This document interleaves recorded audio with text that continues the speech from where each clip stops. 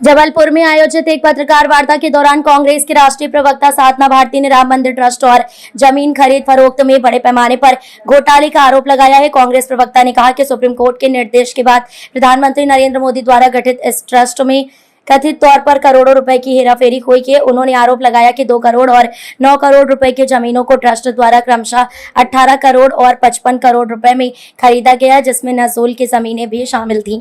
उन्होंने इस पूरे प्रकरण की तुलना महमूद गजनवी द्वारा सोमनाथ मंदिर को लूटे जाने से करते हुए कहा कि वर्तमान सरकार और संघ से जुड़े लोगों ने राम मंदिर की आस्था के साथ खिलवाड़ किया है। कांग्रेस ने इस मामले में सुप्रीम कोर्ट की निगरानी में एक स्वतंत्र जांच एजेंसी द्वारा निश्चित समय सीमा के भीतर जांच कराने की पुरजोर मांग की है।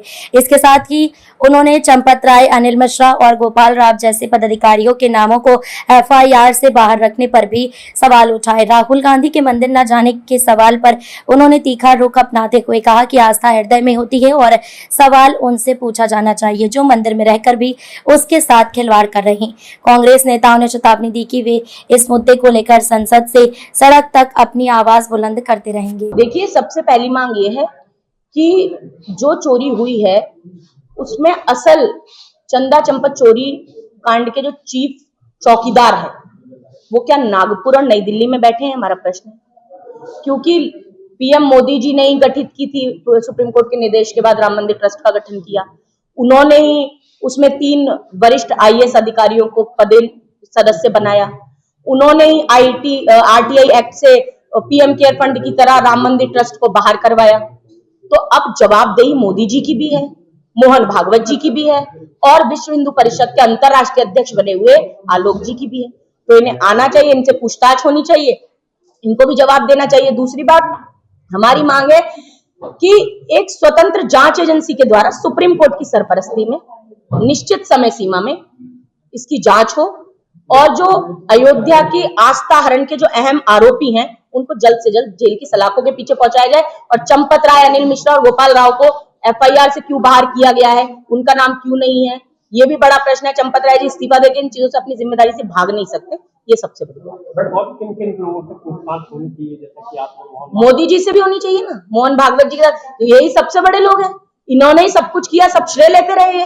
भगवान राम के का चंदा चोरी चंपत करते रहे और तो और राम मंदिर जमीन में घोटाला करते रहे। 2-2 करोड़ की जमीनें इन्होंने 18-18 करोड़ में बेच दी, 9 करोड़ खरीद ली, 9 करोड़ की जमीन इन्होंने 55 करोड़ में ट्रस्ट से खरीदी, नजूल की जमीनें खरीद ली गई, बिना फ्री होल्ड कराए खरीद ली।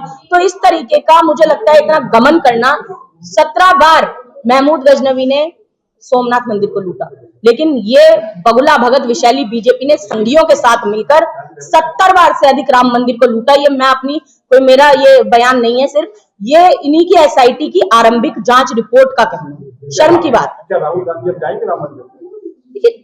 राहुल गांधी जी के राम मंदिर जाने से मुझे लगता है ये तो सवाल ही आपने ऐसा पूछ लिया। आपको ये पूछना चाहिए क्या चंपत राय जी अब जवाबदेही चंपत राय जी की बनती है, सामने आके कुछ कहेंगे? क्या मोदी जी जवाबदेही देंगे? क्या नितिन नवीन जी मंदिर नहीं गए? आपने पूछा कभी उनसे मंदिर नहीं गए? क्या राम के सिर्फ नहीं, मंदिर जाने से क्या हो जाएगा, ये पूछना चाहती हूँ। राम तो आस्था है तो हृदय में होती है ना आस्था। मैं आध्यात्मिक प्रवचन करती रही, नहीं सुनिए ना मेरी बात। अमित शाह भी नहीं गए, नितिन नवीन भी नहीं गए, तो क्या इसका मतलब उनके मन में भी आस्था नहीं है? तो उनसे भी प्रश्न। आस्था राम हृदय में होने चाहिए, सबसे बड़ी बात। राम मंदिर के फेरों में नहीं मिलते, राम शबरी के मीठे बेरों में मिलते हैं, मैंने अपनी प्रेस वार्ता में भी कहा। तो ये बोलना राहुल गांधी जी मंदिर क्यों नहीं गए, ये प्रश्न नहीं है। आज ये जो मंदिर में थे उन्होंने मंदिर के अंदर आस्था के साथ खिलवाड़ क्यों किया, ये सबसे बड़ा। आगे क्या रणनीति रहेगी इस मामले? रणनीति यही है कि हम सवाल पूछ रहे हैं, संसद से सड़क तक पूछते रहेंगे। राहुल गांधी जी ने जब आवाज उठाई है मोदी सरकार को झुकना पड़ा है, इस बार भी झुकना पड़ा।